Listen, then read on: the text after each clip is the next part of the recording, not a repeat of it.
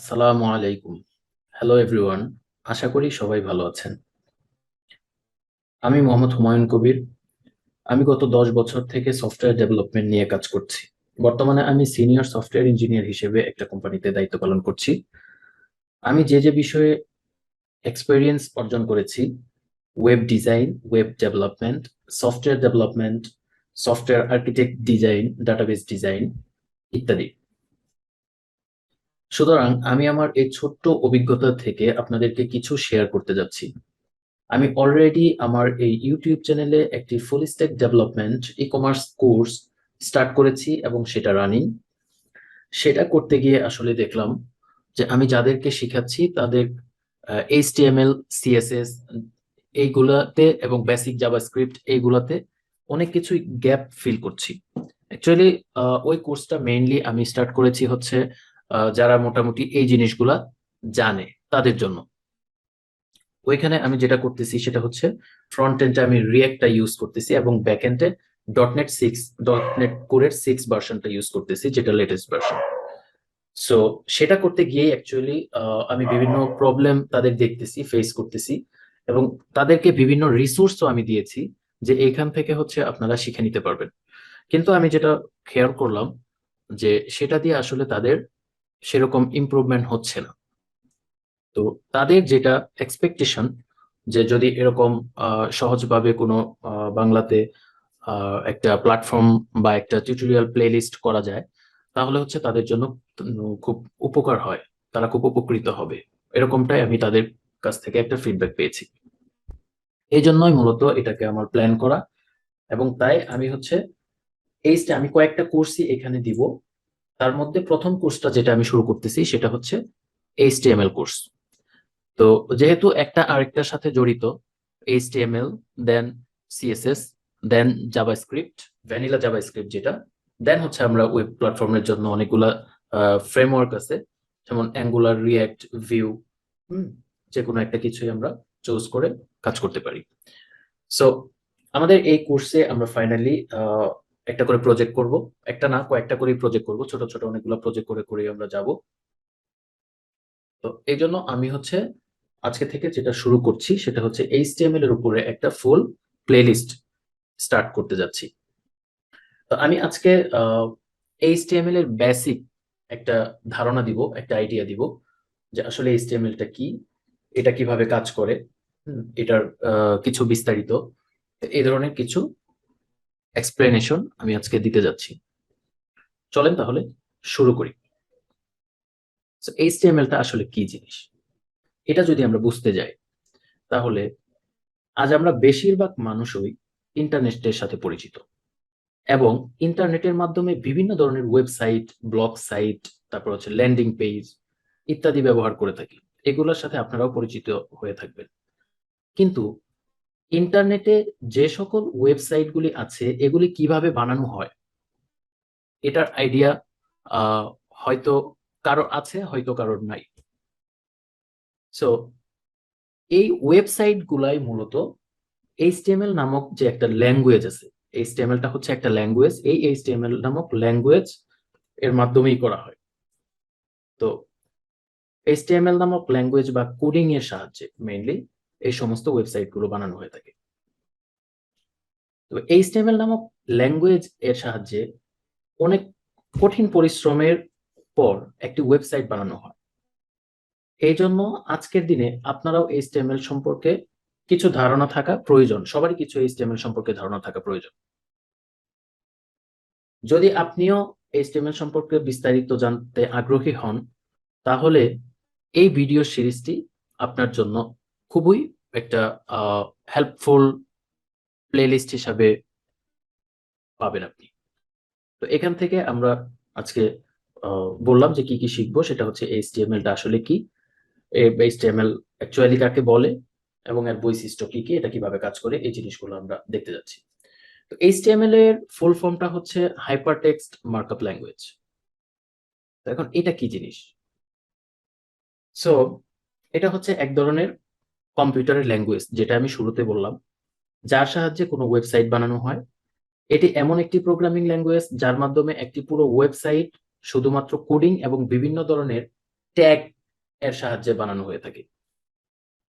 এটা শুধু বিভিন্ন ধরনের কোডিং এবং ট্যাগের মাধ্যমে, ভালোভাবে খেয়াল করবেন, এটা শুধু বিভিন্ন ধরনের কোডিং এবং ট্যাগের সাহায্যে বা ট্যাগের মাধ্যমে বানানো হয়ে থাকে। ইন্টারনেট আসার একদম প্রথম দিকে শুধুমাত্র এইচটিএমএল এর সাহায্যে বিভিন্ন ধরনের ওয়েবসাইট বানানো হতো, তখন শুধু এইচটিএমএল দিয়ে বানানো হতো। সো বর্তমান যুগে এর সাথে আরো কিছু জিনিস অ্যাড করে খুব সুন্দরভাবে এটাকে রিপ্রেজেন্ট করা হয়। কিন্তু এখন যত সুন্দরভাবে এটাকে রিপ্রেজেন্ট করা যায়, শুরুর দিকে এটা ওইভাবে রিপ্রেজেন্ট করা যেত না। সো আমরা এবার একটু বিস্তারিত আলোচনা করব এই যে হাইপার টেক্সট মার্কআপ ল্যাঙ্গুয়েজ। এখানে অ্যাকচুয়ালি চারটা জিনিস, হাইপার টেক্সট মার্কআপ ল্যাঙ্গুয়েজ। তো এখানে যেহেতু তিনটা সেকশন, একটা হচ্ছে হাইপার টেক্সট একসাথে, আর একটা মার্কআপ, আর একটা ল্যাঙ্গুয়েজ। তো এই তিনটা জিনিসের দ্বারা আসলে কি বোঝাচ্ছে? তো এই তিনটা জিনিস, এই তিনটা ওয়ার্ড আমরা অ্যাকচুয়ালি এখন জানতে যাচ্ছি। সরি, আমি একটু পানি খেয়ে নিই। তো প্রথম ওয়ার্ডটাকে যদি একসাথে আমি ধরি, তাহলে হচ্ছে হাইপার টেক্সট। এটি এমন এক ধরনের টেক্সট যার সাহায্যে বিভিন্ন ওয়েবসাইটের ওয়েব পেজগুলিকে এক্সপ্লোর করতে কাজে লাগে। হাইপারটেক্সট বিভিন্ন টেক্সট ফাইলগুলোকে একসাথে জুড়ে রাখতে সাহায্য করে, মানে একসাথে রাখে। যখন একটি ওয়েব পেজ অন্য ওয়েব পেজগুলিকে লিঙ্ক করা হয়, যখন একটি ওয়েব পেজে মানে অন্য ওয়েব পেজগুলিকে লিঙ্ক করা হয়, তখন হাইপারটেক্সটের প্রয়োজন হয়, হাইপারটেক্সটটা কাজে লাগে। এই জন্য হাইপারটেক্সটকে হাইপার লিঙ্কও বলা হয়। সো বিভিন্ন ধরনের ছবি, ভিডিও, এগুলোর মধ্যে যখন লিঙ্ক দেওয়া হয়, যেমন আপনি দেখবেন যখন ওয়েবসাইটে ব্রাউজ করেন, তখন কোনো একটা পিকচারের উপরে যদি আপনি ক্লিক করেন, তখন ওই পিকচার রিলেটেড আরেকটা লিঙ্কে চলে যায়। তো এই যে লিঙ্কে যাচ্ছে, তখন এই হাইপার টেক্সটের এইটাকেই তখন লিঙ্ক যখন করা হচ্ছে, তখন এটাকে বলা হচ্ছে হাইপার মিডিয়া। ঠিক আছে, দিস ইজ দ্য হাইপার টেক্সটের বিশ্লেষণ। সো এই যে লিঙ্কটা করা হয়, এটাকে বলা হয় একটা অ্যাঙ্কর ট্যাগ নামে একটা ট্যাগ পরিচিত আছে। এই ট্যাগ, যেই ট্যাগটাকে মেইনলি বলা হয় আমার লিঙ্কিং ট্যাগ, আর এই ট্যাগের মাধ্যমে লিঙ্কটা করা হয়। তাহলে এটা গেল হচ্ছে ফার্স্ট ওয়ার্ডটা, হাইপারটেক্সট। তো এবার আমি যদি মিডিল ওয়ার্ডটাতে আসি, তাহলে মার্কআপ জিনিসটা কি? তো মার্কআপ জিনিসটা হচ্ছে ওয়েবসাইটের টেক্সটকে কিভাবে দেখানো হবে সেটি মার্কআপ ঠিক করে। মানে আমি যে ওয়েবসাইটে টেক্সটগুলো লিখতেছি, এই ওয়েবসাইটের টেক্সটগুলোকে অ্যাকচুয়ালি কিভাবে আমি দেখতে পাবো ওয়েবসাইটে, সেটাই হচ্ছে আমার মার্কআপ। এটা বোল্ড হবে নাকি আন্ডারলাইন হবে নাকি ইটালিক হবে।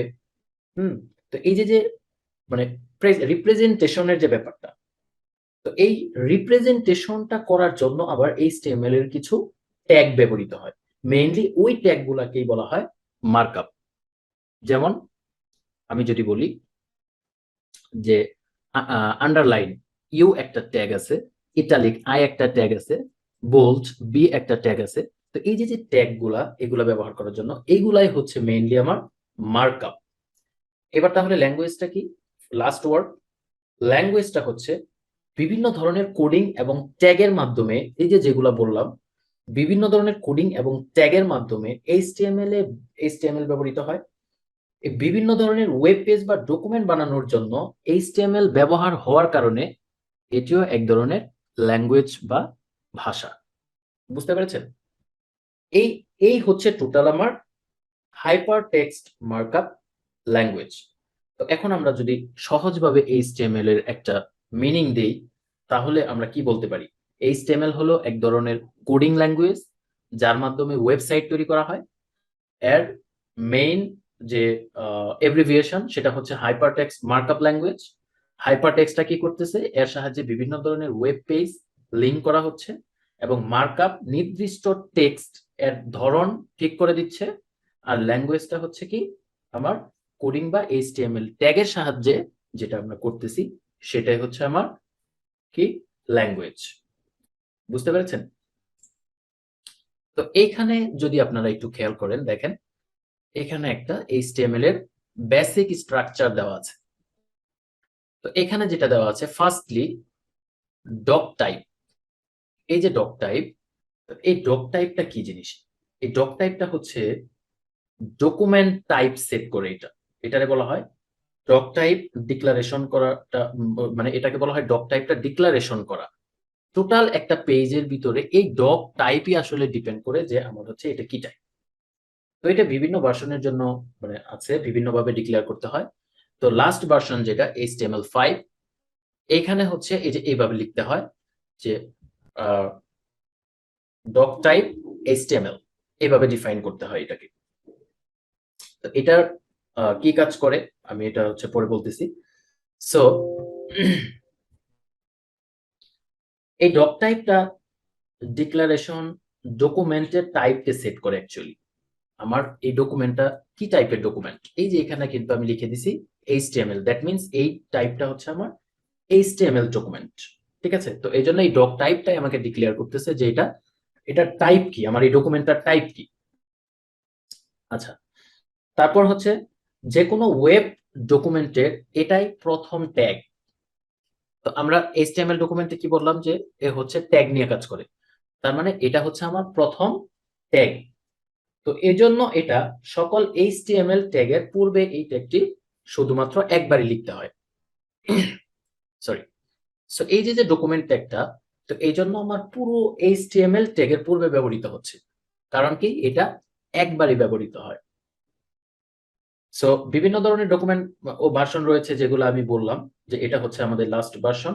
আরেকটা জিনিস হচ্ছে এই যে ডক টাইপটা আমি ডিক্লেয়ার করতেছি, এই ডক টাইপটা আসলে কোনো কেস সেনসিটিভ নয়। কেস সেনসিটিভ মানে যে এখানে যেরকম আছে ওরকমই আপনাকে লিখতে হবে এরকম না।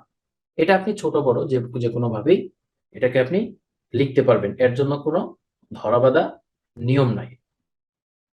আচ্ছা, তাহলে আমরা স্ট্রাকচারটা দেখলাম, এবার এই স্ট্রাকচারে আমরা একটু এই প্রত্যেকটা জিনিসকে নিয়ে আমরা একটু ডিসকাস করি। সো তাহলে দেখেন, প্রত্যেকটা HTML ট্যাগ জোড়ায় জোড়ায় তৈরি হয়।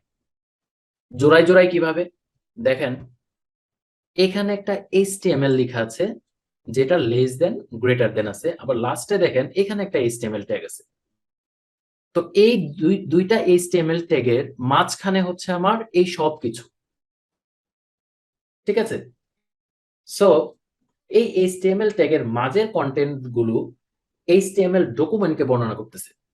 দ্যাট মিনস, তো এই দেখেন ডক টাইপ তো আমাকে ডকুমেন্টের টাইপ বলতেছে, আর HTML কি করতেছে এই ডকুমেন্টকে বর্ণনা করতেছে। তো এই ডকুমেন্টকে বর্ণনা কিভাবে করতেছে, তার মানে এই HTML ট্যাগের ভিতরেই এরা আছে, এদেরকে এক্সপ্লেইন করতেছে, বর্ণনা করতেছে। সো তাহলে এই ডকুমেন্ট ট্যাগের ভিতরে আপনি যখন ঢুকবেন তখন দেখেন হেড ট্যাগ আছে। তো এই হেড ট্যাগটাও দেখেন লেস দেন গ্রেটার দেন দিয়ে শুরু হয়েছে, কিন্তু শেষ ট্যাগটা হচ্ছে কি আমার less than slash head tag. এইভাবেই যতগুলা ট্যাগই আমি ইউজ করি না কেন, প্রত্যেকটারই একটা স্টার্ট ট্যাগ থাকবে আর একটা এন্ড ট্যাগ থাকবে প্রত্যেকটা। এরপরে যদি আপনি দেখেন বডি ট্যাগ, দেখেন বডি শুরু হয়েছে এখান থেকে আর এই বডি শেষ হয়েছে এখানে, তাহলে এটা হচ্ছে আমার স্টার্ট ট্যাগ আর এটা হচ্ছে আমার এন্ড ট্যাগ। তো হেড ট্যাগ, এই হেড ট্যাগে তাহলে আমার কি কাজ হচ্ছে, হেড ট্যাগের মাঝের কন্টেন্ট গুলো HTML ডকুমেন্টের জন্য অতিরিক্ত তথ্য সরবরাহ করতেছে।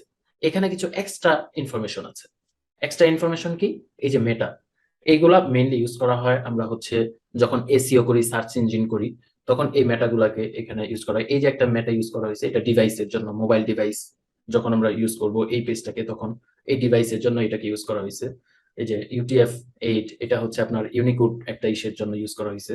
ইউনিকোড মানে আপনার অন্য ল্যাঙ্গুয়েজ গুলা বাংলা যাতে সাপোর্ট করে এরকম। আর টাইটেল ট্যাগ এখানে আছে হেড ট্যাগের ভিতরে। এই টাইটেল ট্যাগটা যেটা হয়, এই টাইটেল ট্যাগটা আমরা যখন কোন একটা ওয়েব পেজ নেই, তখন দেখেন এই যে নিউ ট্যাব লেখা আছে। এই নিউ ট্যাবটা হচ্ছে কিভাবে আসে, এই নিউ ট্যাবটা আসছে হলো এই যে এই টাইটেল ট্যাগ থেকে।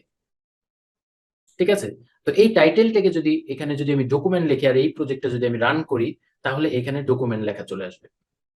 আশা করি বুঝতে পারছেন। তারপর আসেন, তাহলে বডি ট্যাগের ভিতরে কি হচ্ছে। বডি ট্যাগ মেইনলি আমার এই যে পেজটা, এই যে আমার ওয়েব পেজ, এই ওয়েব পেজের এটা তো আমি টাইটেল বললাম, এই যে এই সেকশনে যে কন্টেন্ট গুলা দেখতে পারতেছেন এই সবগুলা এই বডি ট্যাগের ভিতরে লেখা আছে, এই বডি ট্যাগের ভিতরে লেখা আছে। দ্যাট মিনস এই বডি ট্যাগের ভিতরে যাই আপনি লিখবেন না কেন, আপনার এই পেজের ভিতরে সে প্রদর্শন করবে, রিপ্রেজেন্ট করবে। ঠিক আছে, এখানে আপনি অনেক ট্যাগ লিখতে পারেন, আপনি হচ্ছে ইমেজ ট্যাগ লিখতে পারেন, আপনি হচ্ছে হেডার ট্যাগ লিখতে পারেন, যে কোনো ট্যাগই আপনি লিখতে পারেন। সো এই হচ্ছে মেইনলি HTML এর একটা বেসিক ইন্ট্রোডাকশন বলতে পারেন, বেসিক। আর এটা হচ্ছে আপনার বেসিক স্ট্রাকচার। এটা হচ্ছে আপনার জুনিয়র ডেভেলপার হোক আর মিড লেভেল ডেভেলপার হোক আর হচ্ছে আপনার অ্যাডভান্স ডেভেলপার হোক, সবার জন্য একই প্রসিডিওর, এই স্ট্রাকচার সেম। এই স্ট্রাকচারটা কখনোই চেঞ্জ হয় না, এটা অলওয়েজ এই সেমই থাকে।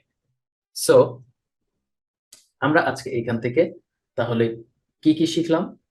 আমরা HTML-টা কি, এর আসলে প্রয়োজনীয়তা কি, এটা কিভাবে কাজ করে, এটার স্ট্রাকচারটা কি, এটার ডক টাইপটা কিভাবে, কি জিনিস কিভাবে কাজ করে, এবং সবচাইতে ইম্পর্টেন্ট জিনিস যেটা এখানে, সেটা হচ্ছে আমরা যে সবসময় দেখবেন সবাই টিউটোরিয়ালের ভিতরে বলতেছে যে HTML হচ্ছে হাইপারটেক্সট মার্কআপ ল্যাঙ্গুয়েজ, HTML হচ্ছে হাইপারটেক্সট মার্কআপ ল্যাঙ্গুয়েজ, আপনি এটা পাবেন। But actually hypertext markup language কি জিনিস আমার মনে হয় আপনার সেকেন্ড টাইম আর কোথাও খুঁজতে হবে না। সো নেক্সট টাইমে এটা HTML এর প্রত্যেকটা সেকশন এখানে খুব ভালোভাবে প্র্যাকটিক্যালি এক্সপ্লেইন করা হবে।